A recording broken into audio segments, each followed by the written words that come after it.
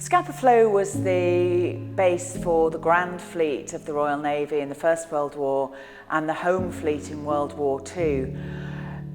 Because of that, the stories that we're telling here, while locally important, are also of national and international significance. This was crucial for the defence of Britain and defeating the enemy in both world wars.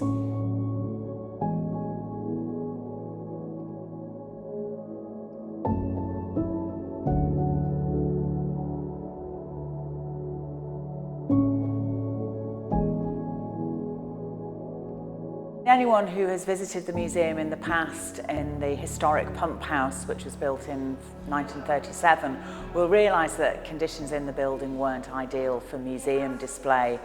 The building itself is Grade A listed. It's a unique survivor really from naval bases across Scotland and the UK. We only know of one other complex in the world which still is fitted with its original steam pumping equipment, and that's in Australia.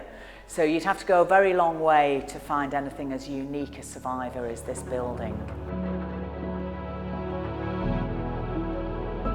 The client team are obviously looking for a building that's fit for purpose, and the pumphouse building is an amazing building and it's got fantastic history and interest behind it, but it wasn't fit for purpose for the artefacts and the collection that they had, and obviously for visitors and staff, so it had to be closed in the winter. So the ambition was always to have a building that could be open pretty much 12 months of the year. So that was how we started off with the project. It grew from understanding that that building still probably couldn't house some of the more sensitive artefacts in the collection, so the idea of the modern state-of-the-art extension where we could be a little bit more free with the other building being Grade A listed, which would limit how much we could do and extend to it. So through the design process, the interest in what we discovered was really, even though the extension is physically part of the pump house, we were quite keen for them to be almost separate entities in their own right, where in the pump house we wanted to keep things original, keep that kind of character. The building, okay, it was built in 1937, but it's had a life in itself where it was an operational building, and then it became a museum in the 80s, and then it became a visitor centre later on. So we were quite keen to keep a lot of that story that the building told itself and very much keep it quite authentic. And then in the extension, we had a lot more of a free rein design architecture wise to think up different ideas with the colour scheme and the dazzle effect that we've came forward with. And we wanted that transition of going from very much the new to the old. And I think we've achieved that quite well. I hope everyone likes it really.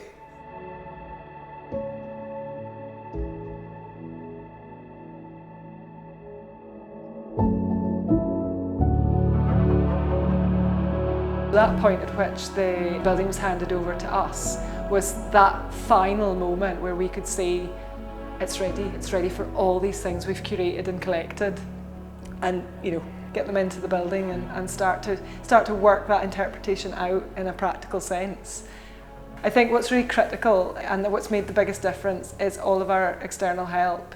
Various contractors that have helped that process along. It isn't just about the team, it's about those liaisons with other local groups that have kind of made it easier for us to to get things done in that short space of time. So we're really just talking about pulling it all together in sort of a month and a bit, to get from the point where the building became ours at the end of April to having it full of all our objects. It's not actually been a very long time at all. We've been working with Northwell School. They've been our junior curators and have really embraced the whole project and feel a great sense of ownership. It's lovely to see them going round, showing the younger children around the building, but also visitors. When we had a community open day, they were our guides to the building. They are our audience of the future. They're our curators and visitor services staff and managers of the future, to see their involvement grow and develop to the point at which they now realise this is their museum, our museum. The objects on show here belong to them, and I think that's been an extremely rewarding part of the project and a connection that we will keep going with the school and other schools in Orkney as we go forward. My grandfather Vic Bakey was the works foreman at Linus until his death in 1969, so I never met him, but I feel like I'm sort of you know, carrying that legacy. Just a little percentage of this building is kind of mine. It's incredibly exciting. This has been a very long, drawn-out project. We first applied for funding in 2013 and have been working on either getting the funding in place or the designs in place and then going through the build ever since.